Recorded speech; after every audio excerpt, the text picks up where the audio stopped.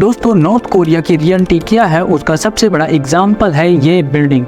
Confuse मत होना, ये कोई जेल नहीं है। वैसे लग तो रही है पर ये एक होटल होने वाला था, और कोई साधारण सा होटल नहीं बल्कि 1000 फीट का लंबा और दुनिया का सबसे लंबा ऊंचा होटल, जिसमें करीब 7000 गेस्ट रूम की कैपेसिटी होने वाली थी, जिसमें कुछ ऐसा दिखना चाहिए था। पर आज इस होटल की रियल इमेज ये है। कई दशकों के बाद ये होटल आज भी बनकर कंप्लीट नहीं हुआ और ना ही इसमें आज तक कोई गेस्ट रुका है, क्योंकि यहाँ पर जब भी कोई काम शुरू किया जाता है तब तक कुछ ऐसा हो जाता है जिसमें चलते न चाहते हुए भी नॉर्थ कोरिया यहाँ पर रुकवाना पड़ता है। इसके चलते इस होटल का कनेक्शन किम जोंग उनके एक सीक्रेट प्रोजेक्ट से भी जुड़ा हुआ है, जिसके बारे में हम आगे डिटेल में बात करने वाले हैं। तो हेलो गाइस, मैं हूं मुकेश। चलिए शुरू करते हैं फिर से नया एपिसोड। साल 1910 से लेकर 1945 के बीच कोरिया जापान की कॉलोनी थी, क्योंकि वर्ल्ड वार 2 के दौरान सोवियत यूनियन ने कोरिया के नॉर्दर्न हिस्से को इन्वेड करना शुरू किया। तब कोरिया को बचाकर एक इंडिपेंडेंट कंट्री बनाने के लिए अमेरिका अपनी सेना उतार दी और दोनों सेनाएं एक दूसरे की तरफ बढ़ने लगी। फाइनली दोनों सेनाओं के बीच एक भीषण युद्ध चलने के बाद कोरिया की दोनों नॉर्दर्न और सदर्न पार्ट्स को दो अलग अलग पावर्स को कंट्रोल में दे दिया गया। अब नॉर्दर्न हिस्से में यूएसएसआर और सदर्न हिस्से में अमेरिका, जहां पर यूएसएसआर को ने अपने आर्मी कमांडर को नॉर्थ कोरिया का प्रेसिडेंट बनाया और अमेरिका ने साउथ कोरिया को एक डेमोक्रेसी कंट्री बनाकर वहां के पॉलिटिकल पार्टी को वहां का पावर सौंप दिया। और इस तरीके से इन्वेंशन हुआ दो कंट्री का, नॉर्थ कोरिया और साउथ कोरिया, जो कि एक दूसरे की आइडियोलॉजी के कारण एक दूसरे के दुश्मन हैं। जहां पर साउथ कोरिया डेमोक्रेसी के बाद पूरी दुनिया के लिए खुल गया और यहाँ पर कई बड़े बड़े डेवलप्स देखने को मिले, वहीं पर कम्युनिज्म के अंदर नॉर्थ कोरिया की हालत बद से बदतर चली गई। यहाँ पर नॉर्थ कोरिया सबसे दुनिया की क्लोज कंट्री में से एक है, जिसे लिटरली कई जियोपॉलिटिकल थिंकर्स दुनिया के सबसे बड़ी जेल कहते हैं। जहाँ पर इस देश के लोगों को न चाहते हुए भी एक नर्क जैसे देश में रहने पर मजबूर करना पड़ता है, क्योंकि यहाँ से भागने पर उन्होंने कोशिश की तो वो पकड़े गए तो उन्हें सीधा मौत की सजा सुना दी जाती है, क्योंकि उनके लिए बीटीएस और ब्लैकपिंक के सॉन्ग सुनना या फिर हॉलीवुड के मूवीज देखना एक जानलेवा क्राइम है। नॉर्थ कोरिया देश एक जीता जागता जेल है, जिस पर हम आगे वीडियो डिटेल में बनाएंगे, उसको आप देखिएगा। तो देखो दोस्तों, नॉर्थ कोरिया आज दुनिया का सबसे आइसोलेटेड कंट्री में से एक है, जहां पर कोई भी गवर्नर यहाँ के लीडर के परमिशन के बाहर नहीं जा सकता। पर अंदर के लोगों की हालात ऐसे है, लेकिन बाहर नॉर्थ कोरिया काफ़ी अमीर कंट्री होने का दिखावा करती है, जिसके लिए यहाँ के गवर्नमेंट ने नॉर्थ कोरिया के कैपिटल प्योंगयांग में कई बड़े बड़े स्काई स्क्रैपर्स बनवाए हुए हैं, जहाँ पर नॉर्थ कोरिया की कैपिटल साउथ कोरिया की कैपिटल जैसे मॉडर्न और अमीर दिख सके। इसी का प्रोपोगेंडा का ये प्रोडक्ट है ये होटल। इसका ऑफिशियल नाम है ड्यूगयोंग होटल। ड्यूगयोंग होटल 28 अगस्त 1987 में इस होटल का कंस्ट्रक्शन प्योंगयांग में शुरू हुआ, कि जिसको बनाने के पीछे नॉर्थ कोरिया के लीडर किम इल सुंग थे। किम इल सुंग का मेन रीज़न था अपने पड़ोसी डेमोक्रेसी कंट्री को साउथ कोरिया को जलाना। जी हाँ, आपने बिल्कुल सुना, इस होटल इसीलिए बनाया गया था क्योंकि साउथ कोरिया के सामने नॉर्थ कोरिया अपने आप को बड़ा दिखा सके। और 1980s के दौरान साउथ कोरिया काफ़ी तेज़ी से डेवलप हो रहा था, और इसी दौरान साउथ कोरिया की एक कंपनी सियांगयान ग्रुप ने सिंगापुर में एक द डेस्टिनेशन स्टैमफोर्ड होटल बनवाया, जो कि उस समय दुनिया का सबसे ऊँचा होटल था। साथ ही साथ 1988 में साउथ कोरिया को दुनिया के सबसे बड़ी प्रेस्टीज में से ओलंपिक होस्ट करने का मौका मिला, जो जियोपॉलिटिकल लेवल्स में सच में गर्व की बात होती है। इंडिया भी इस मौके का कई दशकों से इंतजार कर रहा है, क्योंकि ओलंपिक होस्टिंग से आपका देश पूरी दुनिया में के नज़रों में आ जाता है और आपकी देश में काफ़ी ज़्यादा टूरिज्म आता है और काफ़ी ज़्यादा कंट्री में इंफ्रास्ट्रक्चर और स्टेडियम बिल्ड किए जाते हैं, जिस पर ओवरऑल कंट्री की है। क्योंकि इस दोनों की कंट्री एकदम पाकिस्तान और इंडिया जैसी ही है, क्योंकि आप नॉर्थ कोरिया को पाकिस्तान से कंपेयर कर सकते हैं, लेकिन नॉर्थ कोरिया से पाकिस्तान लाखों गुना अच्छा ही है। इसीलिए नॉर्थ कोरिया को साल 1980s में साउथ कोरिया के हो रहे इस डेवलपमेंट को देखा तो ऑफकोर्स किम इल सुंग को ये बात बिल्कुल पसंद नहीं आई, और किस्मत से यहाँ पर नॉर्थ कोरिया को भी अपने आप को बेहतर दिखाने का एक मौका मिल गया, जो कि था world festival of youth and student, जिसे साल 1988 में प्योंगयांग में होस्ट किया गया है, जहां पर 177 कंट्रीज से ऑलमोस्ट 20,000 लोगों ने यहां के कैपिटल को विजिट किया।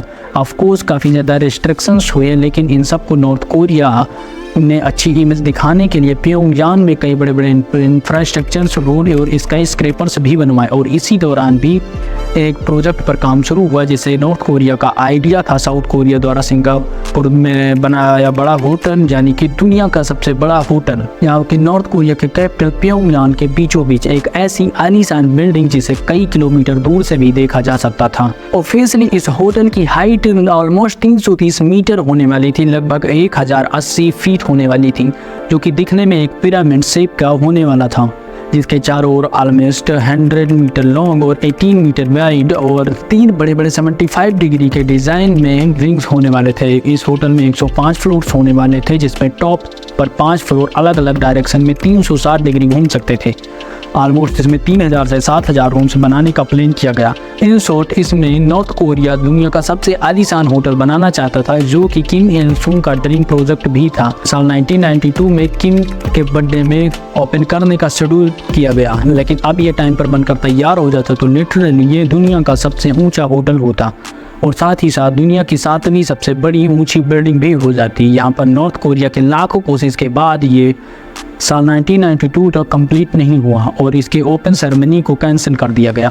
Why did Ryugyong hotel constructions? तो देखो, इसका एक बड़ा कारण था साल 1991 में सोवियत यूनियन का टूटना कारण, क्योंकि आज की तरह पहले भी नॉर्थ कोरिया की इकोनॉमी पूरी तरीके से कुछ ज़्यादा अच्छी नहीं थी, क्योंकि सोवियत यूनियन को नॉर्थ कोरिया की काफ़ी ज़्यादा इकोनॉमिकली सपोर्ट करता था, लेकिन सोवियत यूनियन का कोलैब होने के बाद बंद हो गया। अब नॉर्थ कोरिया के बाद इतना पैसा नहीं था कि वो इस बिल्डिंग को पूरा कर सकें।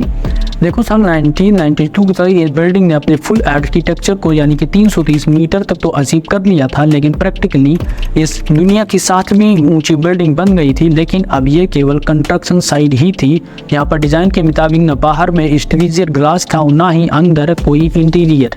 लेकिन इन सब के बावजूद नॉर्थ कोरिया इस बिल्डिंग को कंस्ट्रक्ट करने के लिए $750 बिलियन खर्च कर चुका था, जो अमाउंट की नॉर्थ कोरिया के 48 बिलियन के GDP ऑलमोस्ट 2% था। अब देखो, इतना बड़ा खर्च हो जाने के चलते अब चाहकर भी नॉर्थ कोरिया के पास इतने पैसे नहीं थे कि वो इस प्रोजेक्ट को पूरा कर सके। अब नॉर्थ कोरिया अपनी इस कमजोरी को दिखाना नहीं चाहता था, इसीलिए 1992 में ऑलमोस्ट इसको 2005 तक इस बिल्डिंग को ज़्यादा बातचीत नहीं की गई।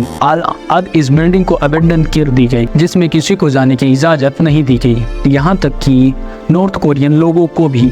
वैसे इस दौरान ये खंडर बन गए बिल्डिंग की कई पिक्चर्स वायरल हुई, जिसके दौरान हम इसे प्योंगयांग के शहर को बीचों बीच एक कंक्रीट के बड़े ब्लॉक के बीच खड़े देख सकते हैं, जिसके ऊपर एक बड़ी सी जंग लगी क्रेन इस बिल्डिंग को मॉडिफाइड लुक देती है, जिसे देखकर ये बिल्कुल नहीं कहा जाता कि ये दुनिया का सबसे ऊंचा आलीशान होटल होने वाला है। जिसके इस ड्रामे हाल को देखकर वर्ल्ड मीडिया ने एवेंडन होटल ऑफ टूम और पैंटम होटल जैसे कई नाम दिए गए। साल 2006 में ABC न्यूज़ अपने एक आर्टिकल में ये क्वेश्चन भी उठाया कि नॉर्थ कोरिया के पास अब इस प्रोजेक्ट को पूरा करने के लिए सफिशिएंट रॉ मटेरियल और एनर्जी नहीं है। इस तरीके से नॉर्थ कोरिया का ड्रीम प्रोजेक्ट वहाँ के लीडर्स के लिए एक नाइटमेयर बन चुका था। अब नॉर्थ कोरिया का बेकार इकोनॉमिक हालत एग्जाम्पल दुनिया को दिख रहा था।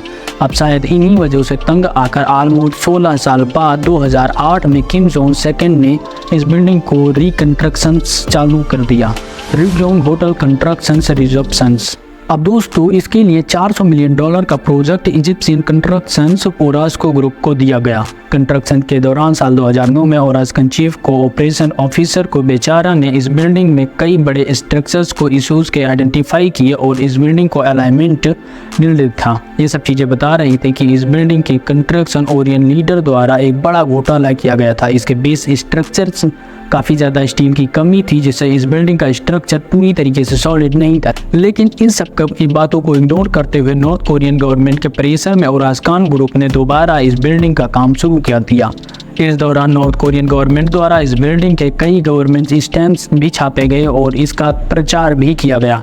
यहाँ तक कि नॉर्थ कोरिया ऑफिसर्स भी अपने स्टेटमेंट में ये नॉर्थ कोरिया के फर्स्ट प्रेसिडेंट किम इल संग के 100th बर्थ एनिवर्सरी पर यानी कि साल 2012 में कंप्लीट करके पब्लिक के लिए ओपन किया जाने वाला था। ये स्टेटमेंट दिया, पर शायद नॉर्थ कोरिया की किस्मत नहीं दिया, क्योंकि 19 दिसंबर 2011 को उस समय नॉर्थ कोरिया के प्रेसिडेंट किम इल सुंग के सेकंड डेथ के बाद उसके तीसरे बेटे किम जोंग उन ने सत्ता संभाल ली, क्योंकि जो अपने हथियारों के शौक में पूरा पागल था। Kim Jong Un entry in north Korea politics. देखो इस बंदे ने लिटरली पूरी दुनिया में रिलेशन पूरी तरीके से कट ऑफ करके रख दिया, क्योंकि नॉर्थ कोरिया में जो दुनिया भर में ह्यूमैनिटेरियन एड भी आते थे उसको लेने से इनकार कर दिया। और ये सब किम जोंग उन ने किया क्योंकि नॉर्थ कोरिया को एक स्टेबल और सेल्फ इंडिपेंडेंस कंट्री दिखाने के लिए, जो ऑफकोर्स रियलिटी बिल्कुल भी नहीं है, क्योंकि यहाँ के लोगों की हालत क्या है ये मैं आप और ऑलरेडी बता चुका हूँ।